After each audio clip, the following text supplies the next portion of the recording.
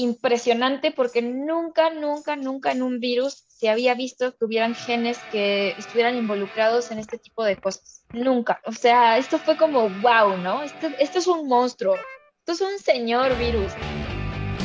Hola, hola y bienvenidos a la Biozona. Yo soy el Juamas y estoy aquí para traerte una nueva entrega de la Biozona, tu espacio de biología. Estás entrando a la Biozona. T-minus 15 seconds. Guidance is internal. 12, 11, 10, 9. Ignition sequence start. 6, 5, 4, 3, 2, 1.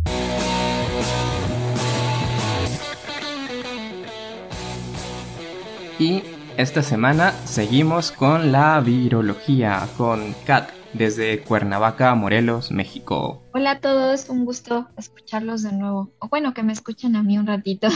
Sí, bueno, luego también te podrás escuchar y podrás escuchar los otros capítulos de la Biozona, Ah, por supuesto. porque ya eres parte de la Biozona. Yay. Vamos ahora a hablar de cosas muy interesantes porque los virus son todo un mundo. Podríamos hacer creo que todo un podcast de puros virus, pero lamentablemente solo podemos darle como este pequeño especial de virus, que igual van a ser varias semanas, pero uno desearía poder hablar de todo el tiempo y así. Bueno, vamos a empezar con palabras grandes, con origen de los virus, porque estamos hablando de qué es un virus, que es como, bueno, tenemos una definición, pero ¿están vivos o no? Y luego está, bueno, ¿cómo se originaron los virus? Que es una de las preguntas de biología. Una de las preguntas importantes en biología es como, ¿cuál es el origen de eso? De todo, es como, ¿cuál es el origen de los animales? ¿Cuál es el origen de la vida? ¿Cuál es el origen de los virus? Todos siempre andamos buscando como el origen de las cosas. Y los virus no son la excepción. Entonces, así, a grandes rasgos, ¿cuál es el estado actual del conocimiento de cómo se originaron los virus y cuándo? Bueno, hasta ahorita hay varias teorías postuladas o hipótesis más bien, sobre cómo sucedió el origen de estos virus. Creo que es importante recalcar que como no hay un registro fósil de estos, es bastante difícil y realmente las hipótesis que existen se basan a la información que tenemos actualmente, ¿no? Y de manera muy interesante, las tres teorías o más bien hipótesis que se manejan actualmente, una de ellas es pre-Luca y dos de ellas son post-Luca, ¿no? Y primero me gustaría hablarles sobre la pre-Luca. Esta hipótesis se conoce como la hipótesis del primer virus, donde se cree que los virus evolucionaron a partir de moléculas complejas de proteínas y ácidos nucleicos antes de que apareciera la primera célula en la Tierra, ¿no? Y esta hipótesis contribuye a que la célula como la conocemos ahora, tanto arqueas, eucariontes y después los procariontes, surgieron a partir de los virus. Esto está fundamentado por la idea de que todos los genomas virales codifican para proteínas que no tienen homólogos celulares, ¿no? Esto está súper interesante porque si tú haces un blast de las proteínas virales contra lo que sea que peguen, casi nunca pegan con algo celular, o sea, son todas únicas para los virus. Entonces, esta es una teoría muy interesante que prácticamente nos habla de que estos virus fueron como la primera forma proteica y de ácidos nucleicos que surgió en la Tierra. Wow, eso está muy loco. En contexto, bueno, vayan a los episodios anteriores cuando hablamos de origen de la vida y Luca. Hoy vamos a ir como sobre esto, entonces regresen a eso si no recuerdan qué es Luca y así, pero básicamente vamos a ponerlo así en palabras sencillas, la primera célula, antes de el origen de la vida o después, cuando aparecieron los virus. Y tener esta idea de que los virus fueron como primeros o precursores de una célula es una idea muy loca que con este sustento del blast te queda así como sin argumentos de no, ¿cómo pudieron haber escapado de células si no tienen nada similar? ¿Qué tal si en realidad sí son precursores de la célula? No sé, las implicaciones de dónde están los virus y me parece que son muy grandes. Te cambia como esta forma de ver la evolución, yo creo. Así es, y justo acabas de nombrar otra de las hipótesis, que es una de las hipótesis post-Luca, que es la hipótesis de escape, que estos virus más bien evolucionaron de pedacitos, ya sea de DNA o RNA, que escaparon de los genes de organismos más grandes, ya sea de arqueas, yo creo, Y esta teoría no explica cómo es que los virus tienen estas estructuras tan únicas, estas formas icosaédricas tan únicas de ellos, y que no se ve en las células tampoco, ¿no? Entonces creo que tanto la teorías de la hipótesis del primer virus como la hipótesis del escape tienen sus pros y sus contras, ¿no? Como que ni una te está hablando como de la parte principal que es el parasitismo, otra tiene lo de las homologías que no comparten, otra tiene las estructuras que no comparten, entonces están divididas, ¿no? Y otra de las hipótesis que tiene ahora un peso bastante importante por descubrimientos recientes en los últimos 10 años es la hipótesis de reducción. Esta hipótesis nos habla de que los virus fueron pequeñas células que parasitaban células más grandes. Y esto está fundamentado por el descubrimiento de virus gigantes que tienen material genético muy similar a las bacterias que son parasíticas, que parasitan otro tipo de células, ¿no? Esto nos lleva a un descubrimiento de estos virus gigantes, donde hasta ahorita hay dos protagonistas importantes. Uno de ellos se llama Pandora virus y el otro se llama Mimi virus. Y me gustaría hablarles sobre el Mimi virus. Este virus se llama Mimi porque mimetiza o mimics las bacterias. Porque cuando lo descubrieron por primera vez, se dieron cuenta que era enorme. O sea, era del tamaño de una bacteria, ¿no? Y nunca habíamos visto un virus de semejante tamaño. Y la otra cosa que les hizo pensar que tal vez podría ser una bacteria era que se teñía a partir de la tinción de gram negativas. Y cuando pudieron por fin ver la estructura de este virus por microscopio electrónico, se dieron cuenta que era un virus, ¿no? Y fue un wow, ¿no? Fue impresionante. Luego obtuvieron el genoma y se dieron cuenta que tenía tanta información, tenía hasta 1000 genes que codificaban para diferentes proteínas. 1000 genes, o sea, si estos 1000 genes codificaran para 1000 proteínas diferentes, es un montón para los virus, ¿no? Creo que de los virus con más proteínas son 200 máximas, o sea, no pasa de ahí. Y hay virus que tienen 3 proteínas. Wow, qué chiquitos son los virus. O sea, esto fue como wow, ¿no? Esto es un monstruo, esto es un señor virus, ¿no? Uh-huh. Y cuando empezaron a ver más sobre la información que codificaba su genoma, este virus es un virus de DNA. Cuando vieron la información del genoma de este virus, se dieron cuenta que tenía una cantidad impresionante de marcos abiertos de lectura y que muchos tenían homología con genes que codifican para las aminoacil-tRNA sintetasas, que son las que pegan el aminoácido en el ribosoma Uh-huh. para la traducción de las proteínas. Se dieron cuenta que también habían genes que codificaban para proteínas involucradas en reparación de DNA, para plegamiento de proteínas, incluso para síntesis de aminoácidos, ¿no?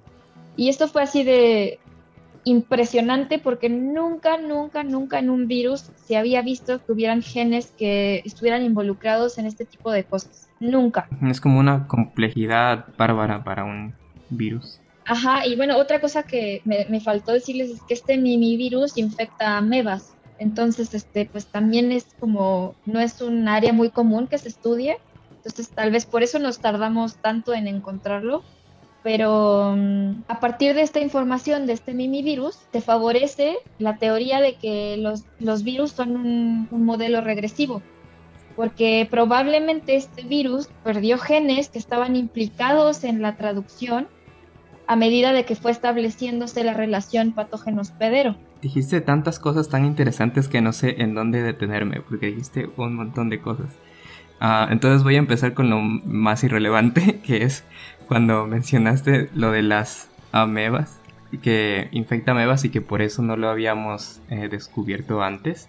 Y, o sea, no tiene nada que ver, pero voy a empezar con esto porque hace unos días en una reunión de laboratorio, una de nuestras compañeras se dedica a estudiar protistas.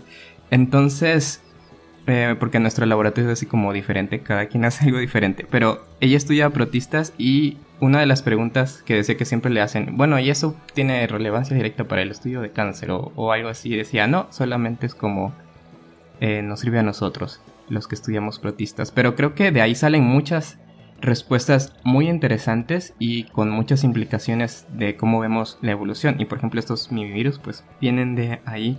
Y De hecho, perdón, está súper interesante porque hay artículos que dicen que este mimivirus puede producir neumonía y hay otros que dicen que no.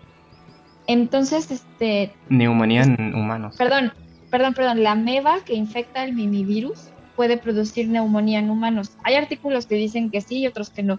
Pero en el caso de que fuese que sí, está interesante también, ¿no? Porque tal vez te podrías encontrar un mimivirus en un humano, dentro de una ameba que vive dentro de ti, ¿no? Entonces, y tal vez ese mimivirus tiene a un virófago adentro, entonces es una cadena de infección parasitaria, súper interesante. Y crecí en los protistas se ve mucho esto, porque pensamos en simbiosis como que una célula metida dentro de otra, pero en realidad es como que matrushkas una cosa dentro de otra, dentro de otra y dentro de otra. Y ahí quería hacerte una pregunta de cómo infecta este minivirus a la ameba. ¿Es como se mete todo el virus o solamente el ADN? Bueno, usualmente los virus entran completos y se desnudan, se le dice así.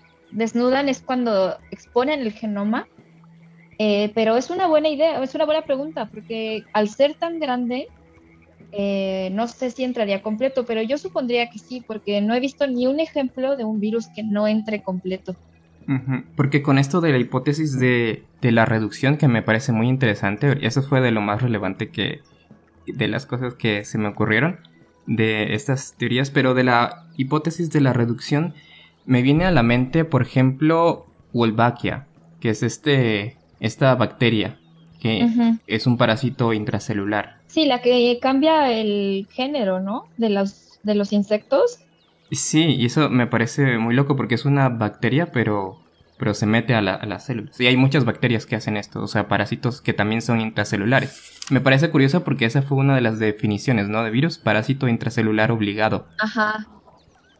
De hecho, creo que algo también importante sobre estos mimivirus, que podemos verlo de manera opuesta, ¿no? O sea, podemos verlo como un virus que perdió genes y que por eso se volvió un parásito, pero también podemos verlo como un virus que ya era un parásito, pero que más bien adquirió estos genes por transferencia horizontal. Es decir, que dentro de la ameba, no sé, por ejemplo, haya adquirido algunos genes de la ameba, ¿no? O haya habido una coinfección con otra bacteria y haya adquirido algunos genes de esta bacteria. Y que por eso estamos viendo cosas de otros organismos en este virus gigante, ¿no? Entonces aquí quedas como en una encrucijada, ¿no? Porque favorece a la teoría de la reducción, pero al mismo tiempo como que podrías contradecirla, ¿no?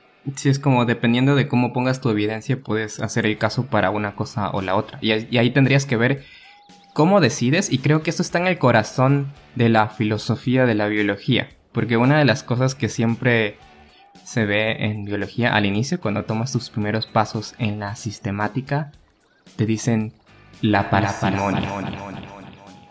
Siempre que tengas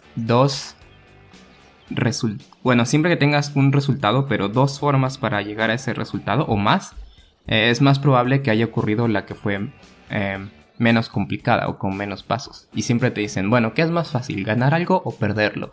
Entonces perderlo es más fácil, pero la verdad es que ha habido tanto tiempo para la evolución que no creo que siempre se aplique lo de la parsimonia en este sentido. Así es, creo que es una encrucijada y lo seguirá siendo hasta que no podamos obtener más información, ¿no? Pero de cuál fuese la respuesta, creo que las dos son súper interesantes y pues no puedo esperar a saber cuál es el origen de los virus. Sí, pero esto de la reducción me parece una propuesta bastante interesante porque las otras dos, como la del escape y la del primer virus, como que sí tienen muchas cosas a favor, muchas cosas en contra, pero lo de la reducción se me hace algo que ahí marca ciertas cosas que no había considerado antes, como que le da otras vueltas al problema, como que lo redimensiona. Y Otra de las cosas es que podría ser que los virus no tienen un origen único, ¿no? Sino que hayan virus que hayan aparecido por reducción y otros por escape, por ejemplo. Claro, eso también es otra opción muy factible, ¿no? Que hayan habido diferentes orígenes. Los orígenes de los virus. Y eso sí, no estaría loco ni descabellado, porque esto de los virus, como voy a definirlo así como un nicho ecológico, o sea, esta forma de infectar, parece bastante eficiente, entonces se pudo haber llegado como a esta solución desde diferentes puntos de inicio. Así es. Y pues también es muy interesante el hecho de que pues los virus nos han acompañado toda nuestra evolución como seres humanos, ¿no? O sea, hay registros fósiles de elementos virales, incluso, o más bien elementos retrovirales dentro del genoma de los humanos, ¿no? Y eso también está súper interesante porque nos está hablando de que han habido infecciones virales a lo largo de toda nuestra evolución. Sí, eso está muy interesante porque, bueno, mencionábamos que no hay fósiles como tal, así como que veas la roca, pero en cierto sentido sí hay fósiles moleculares. O sea, en los genomas puedes ver infecciones pasadas. Y no solamente de nuestro linaje de Homo sapiens, sino desde mucho antes, o sea, desde mamíferos. Y que sea desde antes, solo que se empiezan a borrar como las señales filogenéticas ahí, moleculares, porque hay como mucho tiempo para cambiar, pero al menos sí de mamíferos, primates, como que sí se puede rastrear estas infecciones antiguas. Sí, de hecho, hasta el día de hoy podemos ver la consecuencia que dejaron esas infecciones en nuestros genomas, ¿no?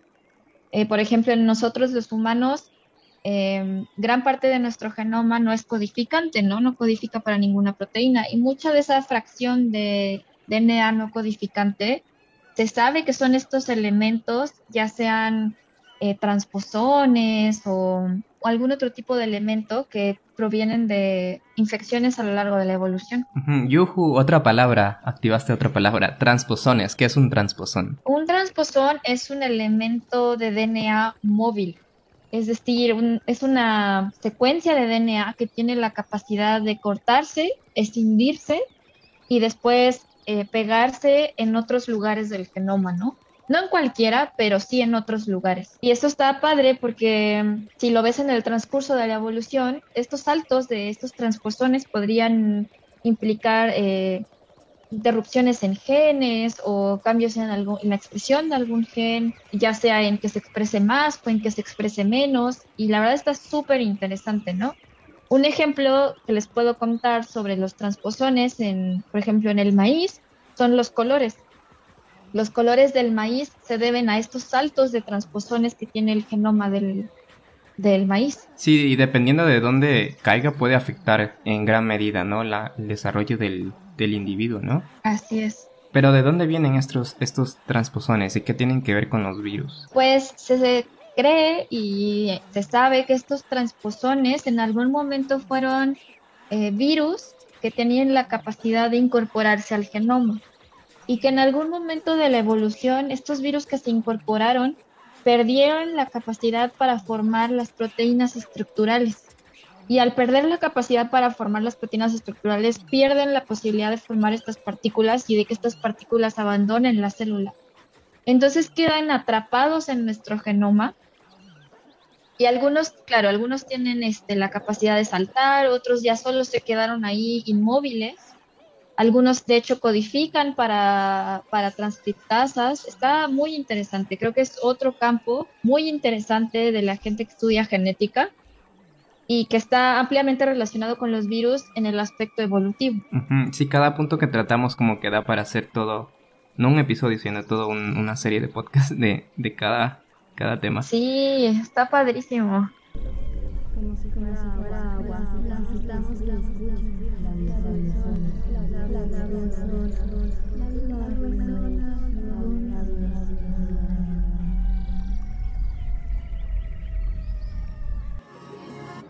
I took the leap.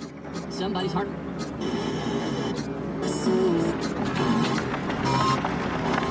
Está sintonizando a la biozona.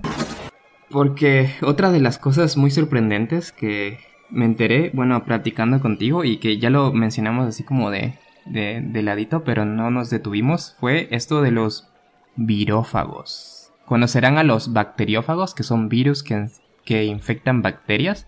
Pero un virófago es un virus que infecta virus. Sí, está súper padre esto, también muy interesante. Estos virófagos justamente se descubrieron a partir de los minivirus, de los virus que les estuve platicando hace un ratito. Y lo que se vio de estos virófagos es que son virus de DNA bicatenario y tienen la capacidad de replicarse dentro de este mimivirus, ¿no? Esto nunca tampoco se había visto, es algo nuevo y estos virófagos hasta ahorita solo se han encontrado en estos virus gigantes. No hay casos aún de virófagos que infecten a los demás virus que conocemos, pero esto está padrísimo porque también nos estaría hablando de tal vez de un proceso de coevolución entre estos dos tipos de virus.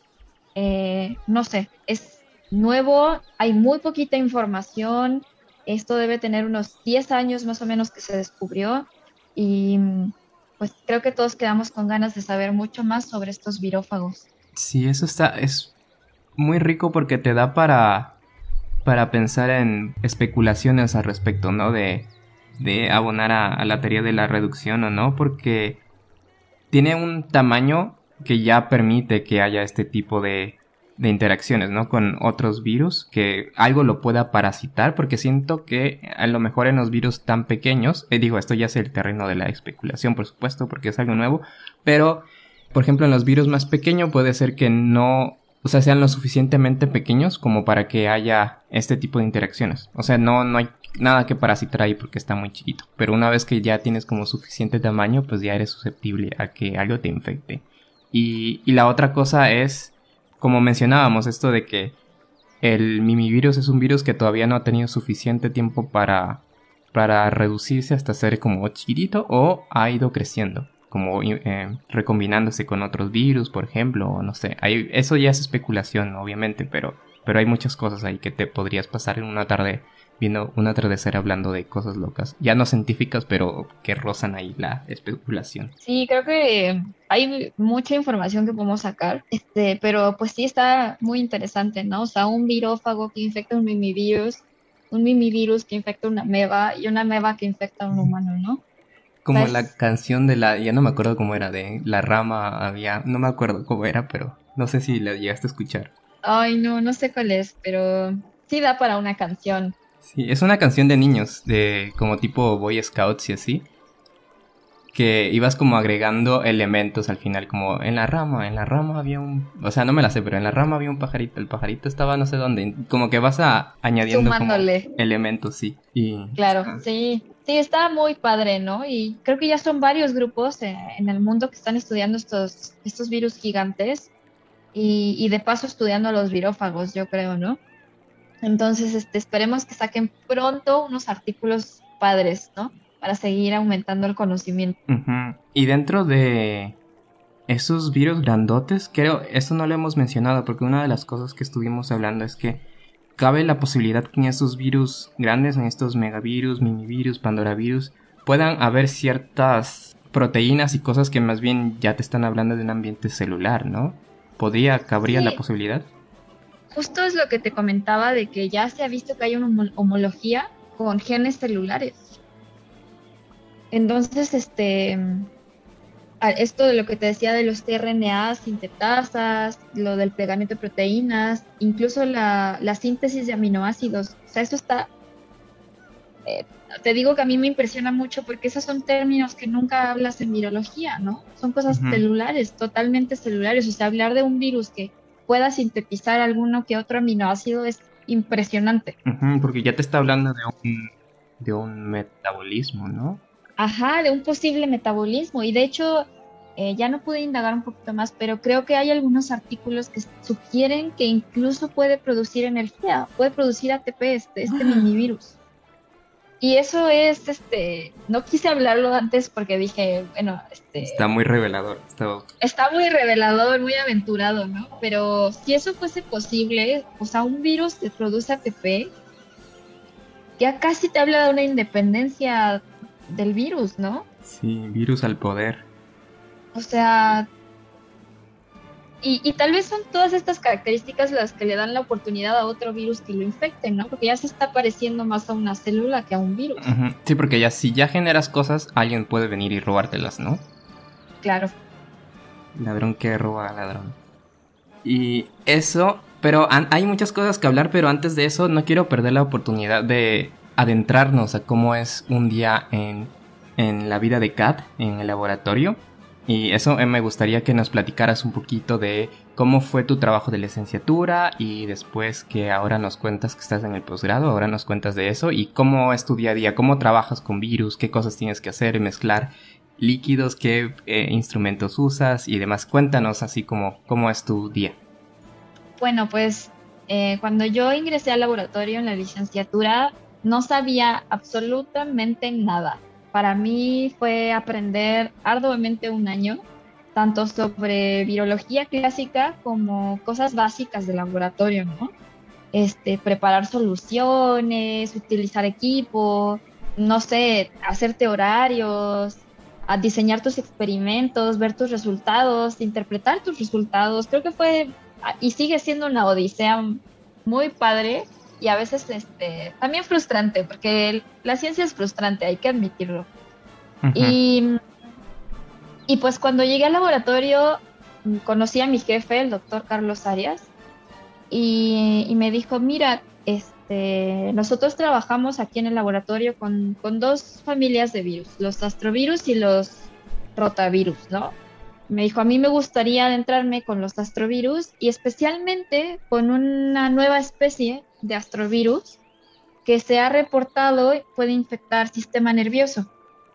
Y en la literatura hay hasta ahorita como 5 casos, es un virus nuevo, tiene como 10 años, de que este virus es muy mortal, pero es mortal solo en pacientes inmunocomprometidos que tienen las defensas bajas.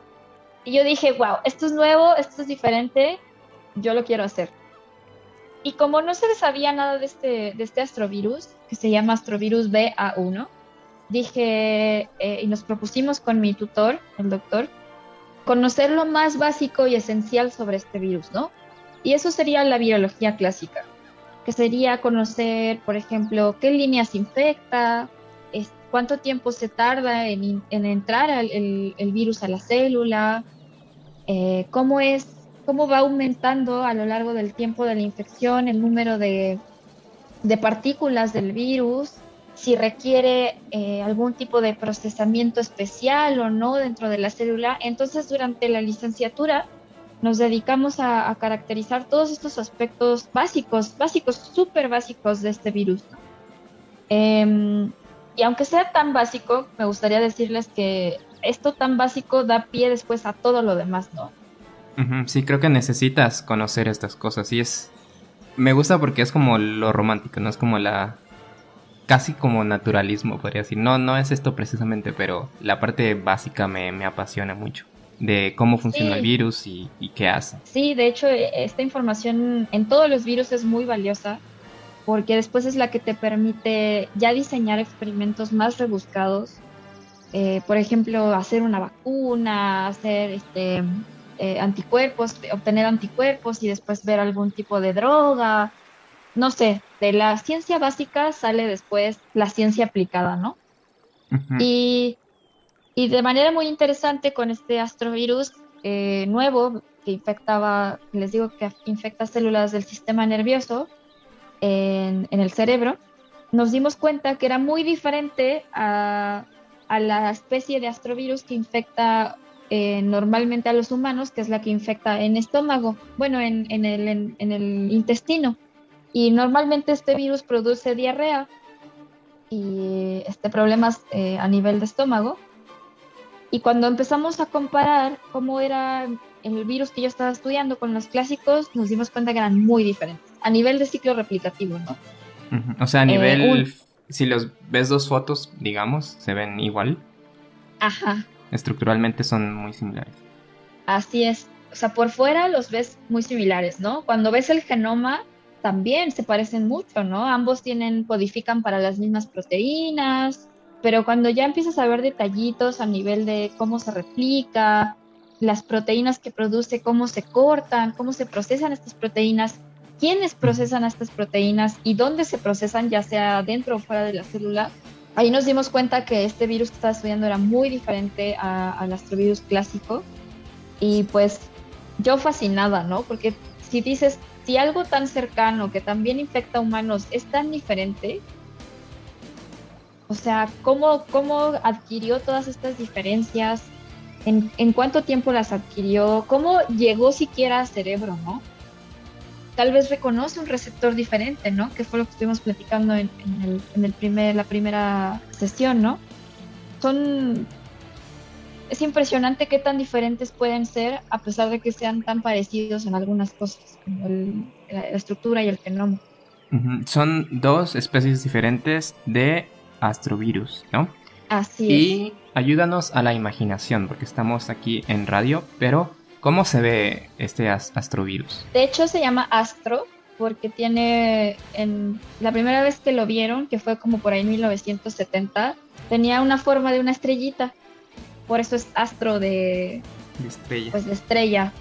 Y cuando tú lo ves, ya ahorita con toda la super tecnología, microscopio electrónico, criomicroscopía, cristalografía de rayos X, es un virus icosaédrico, pues como varios virus icosaédricos, mide como entre 40 y 30 nanómetros, es chiquito, es de los virus chiquitos, y tiene un genoma de RNA de cadena positiva, y pues es un virus que está prevalentemente presente en la población, pero suele pasar como asintomático y más bien es un virus que suele afectar a niños en sus primeros años de desarrollo, adultos mayores o personas que estén inmunocomprometidas.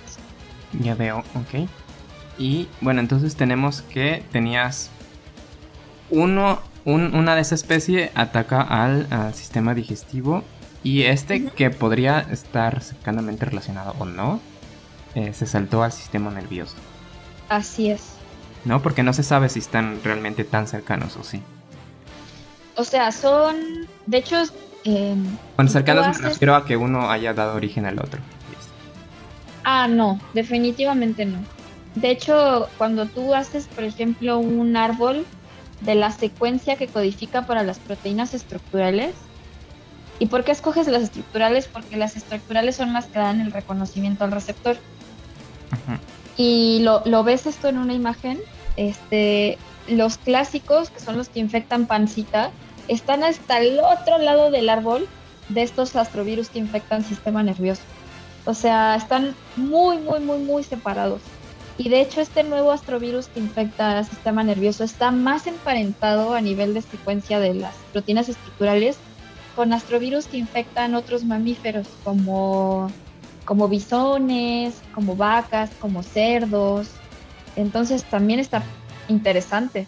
O sea, es posible que haya sido más bien una zoonosis secundaria. O sea, no que este virus dio origen a este otro, sino que fue otro evento de infección. De hecho, se ha pensado que tal vez fue una zoonosis a partir de un bisón. No sé si conoces a los bisones. Uh-huh. Que en ciertos países hacen granjas de bisones para usar su piel. Uh-huh. Y uno de los casos reportados de este virus, uno de las personas que murió de este virus vivía cerca de una granja de estos animalillos, ¿no? Pero no se ha encontrado una correlación directa como para decir probablemente viene de una zoonosis, ¿no? Entonces aún no sabemos. Pero sí, está más cercano en secuencia a otros virus, astrovirus que infectan animales, que no son humanos. Bueno, y entonces tenemos la virología clásica. ¿Cómo es tu trabajo en virología clásica? O sea, tú tienes que ir e infectar animales de laboratorio y así. Lo que hacemos en el laboratorio es que, o al menos lo que fue interesante con mi caso, con este astrovirus nuevo, es que justito antes de que yo entrara se reportó el crecimiento de este virus en una línea celular. Y esta línea celular permitía la replicación del virus sin ningún problema. Y justamente esta línea celular se llama CACO y es carcinoma de colon, es decir, es intestino, justo lo que los astrovirus infectan. Entonces, Hola, hola, hola, hola. Ay, ay, ay. Ven, entra a la biozona. Si quieres formar parte de la biozona, envía un correo a contacto@labiozona.com.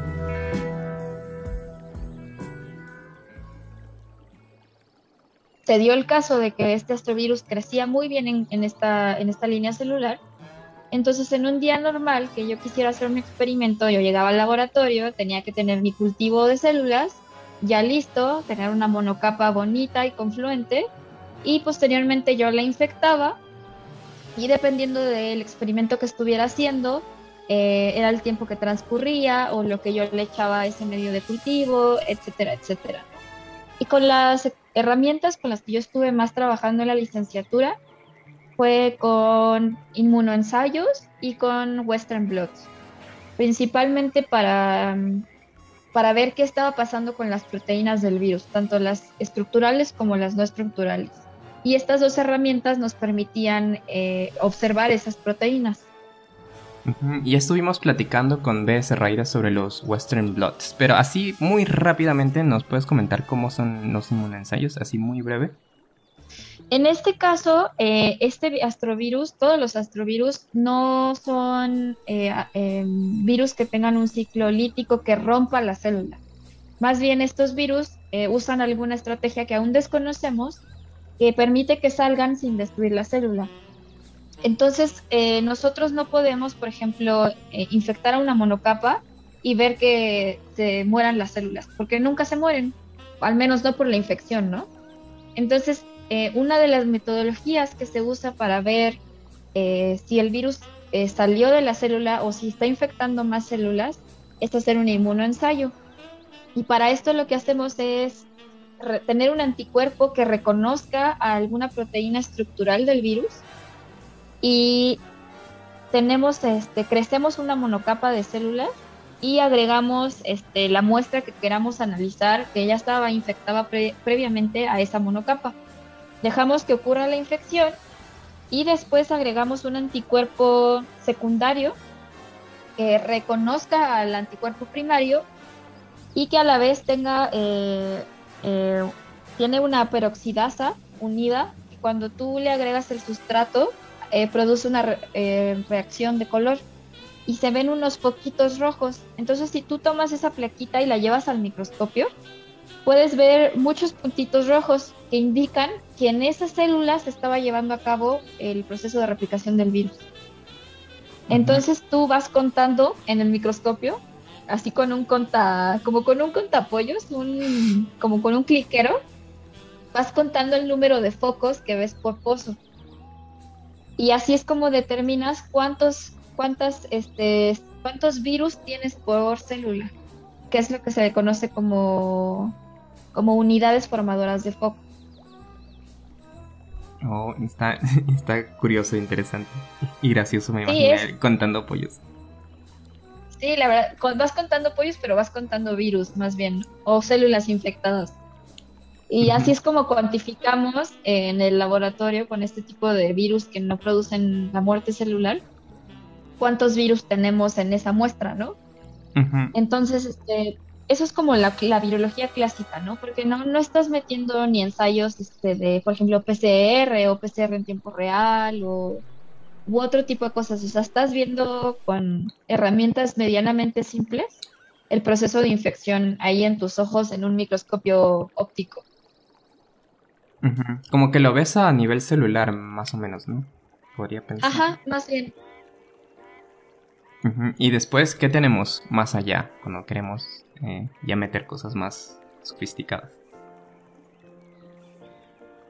Más sofisticado, pues hay un montón de cosas, ¿no? Hay gente en el laboratorio que hace ELISAs para reconocer diferentes tipos de anticuerpos contra ciertos virus. También, hablándoles un poquito más sobre lo que estoy haciendo ahora, de mi proyecto de maestría, que es una continuación del de la licenciatura. Estamos tratando de determinar qué proteasa procesa a la proteína estructural del virus para dar a las a la forma ensamblada del virus. Y para eso pues tenemos que identificar a la proteasa celular que lo está procesando. Y para eso estamos utilizando una estrategia que involucra marca radioactiva. Entonces,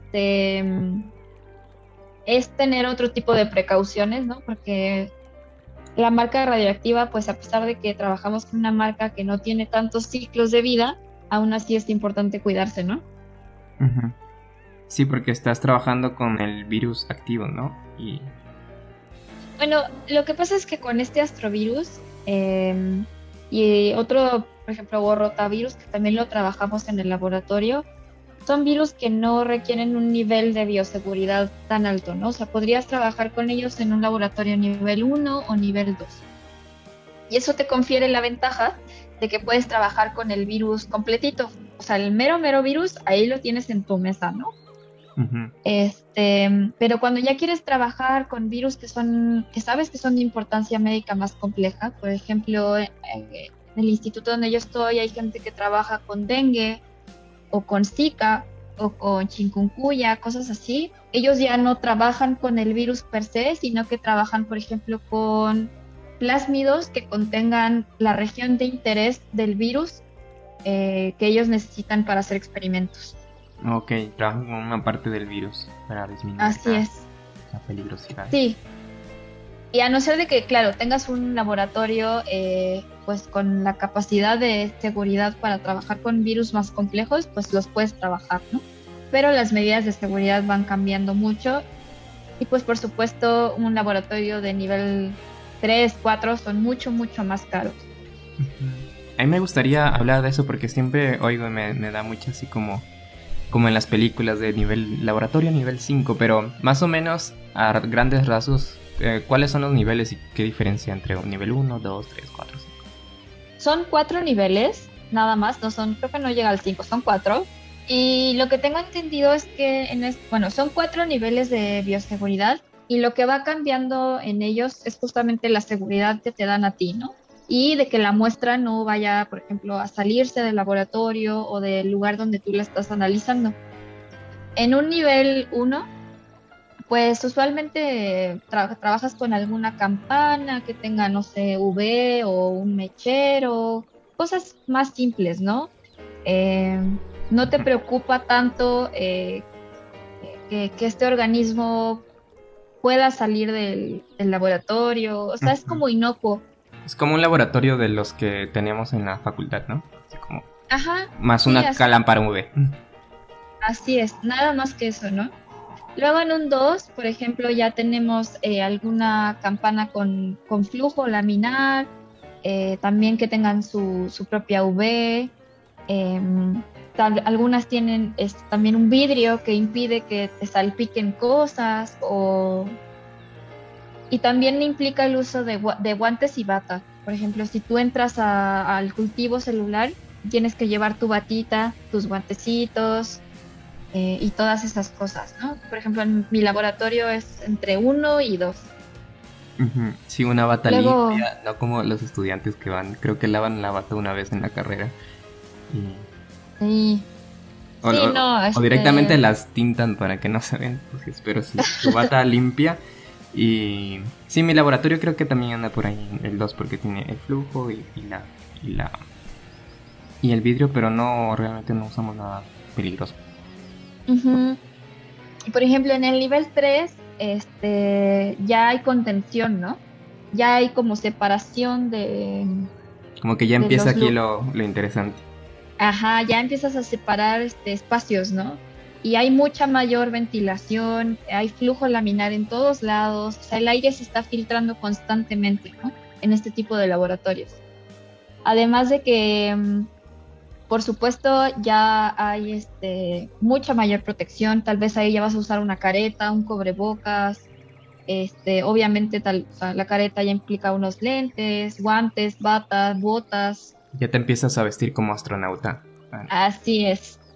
Y ya el 4 que es el de contención máxima, ese sí es el que ves en las películas, ujú. así, Nada como más el con de el guerra, nombre, contención máxima.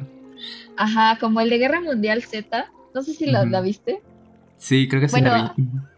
en todas las películas, cuando ves algo mortífero, están en un nivel 4, ¿no? Ujú. Donde ya te tienes que dar una ducha de desinfección, Co- ya usas estos como guantes, doble guante.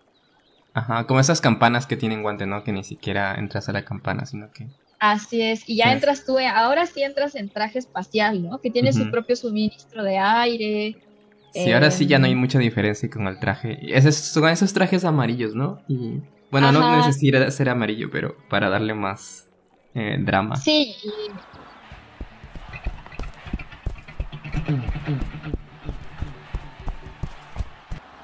y estos laboratorios, creo que incluso algunos son como, no se sabe su localización, son eh, como un secreto del gobierno, ¿no? Porque obviamente albergan cosas muy importantes y tóxicas, y yo creo Si que llegan a bombardear eso. sí, podrían ser sujeto a bioterrorismo o cualquier cosa así bien locuaz, ¿no? Pero sí, en este tipo de laboratorios yo creo que manejan las cosas más mortíferas, ébola, seguro ahorita están manejando COVID, Fanta, otro tipo de cosas y de seguro también tienen guardadas muestras también importantes, ¿no? Ujú, Y no solo trabajan con virus, sino que también muchos de estos niveles de bioseguridad trabajan también, por ejemplo, con bacterias que son muy patógenas o que tienen toxinas muy patógenas. ujú, Antrax Anthrax, así es. y cosas de ese estilo. Sí, no me imagino cómo sería trabajar en una de esas cosas. Sería O sea, impresionante. por ejemplo, yo todo el tiempo estoy con alcohol, que la bata, que el guante, que no se te vaya a contaminar la célula, porque nada más le respiras o la ves bonito y ya, se infectó. Ujú, O se contaminó con algo que no es tu virus. Es como, hay una infección, pero no era el virus que nos interesa. Y Ajá, ya tira le eso. crecía un hongo, ¿no? Ujú. Entonces, Y ha de ser gracioso sí, porque eso me es imagino que la gente que trabaja con hongos ha de decir, ay, esta cosa ya se infectó con un virus o con una bacteria. Que o sea, se claro. ha de infectar con todo menos con el hongo con el que lo quieren infectar. Eso no lo había pensado, en lo opuesto, ¿no? En el caso de los que sí trabajan con hongos. Ujú. Sí, porque una vez, creo que no es tan común porque los hongos sí son como resistentes, pero alguien sí dijo así como, ay, se me contaminó con una bacteria mi cultivo. Mi cultivo de hongo. Sí. No, pues sí. En un mundo Sí, paralelo. claro. Sí, eso es gracioso para los que estudiamos biología o cualquier cosa relacionada donde tienes que hacer estas placas porque sí es muy común que que se te contamine con otra cosa. Sobre todo hongos porque andan como ahí al tiro viendo qué infectan. Ay, no, sí, los hongos crecen en todo, en todo, en todo, en todo, en todo, en todo están ahí metidos. Por ejemplo, un problema importante que tenemos que lidiar en el laboratorio es que nosotros tenemos las líneas celulares ahí en un tanque de nitrógeno líquido, ¿no? Ujú, Pero muchas veces estas líneas se infectan muy fácil y muy rápido y no te das cuenta con Mycobacterium, que en realidad es una bacteria, ¿no? No es un hongo. ujú. Y es un rollo quitárselo, o sea, es muy difícil quitarles esa bacteria y a veces tienes que pasar múltiples pases con antibiótico y aún así no las eliminas. Entonces, si nos encontramos con otras cosas infectando nuestras cosas que no son virus. Sí, incluso, bueno, en este caso es una bacteria, pero hongos en tu vida cotidiana también te has de enfrentar mucho con esto, porque, por ejemplo, a mí me pasa mucho con las mandarinas. No sé qué tienen los hongos con las mandarinas, pero se infectan rápido. O no sé si vengan con Sí. eso, pero de repente se te pasa un día y ya está todo hongueado. Sí, no, yo creo que algo que no he leído son justamente virus de hongos. Me encantaría leer sobre eso, no sé por qué no lo Oh. he hecho, pero debe estar también, deben haber, o sea, no pueden no haber. Sí, como que están. Los virus se infectan todo. Se infectan bacterias, se infectan virus, yo creo que. Sí, ¿cómo no van a infectar un hongo? Sí, un pobre y triste hongo. Sí, creo que solo los virus le ganan a los hongos en ¿qué adjetivo usar para esto? Como maliciosidad.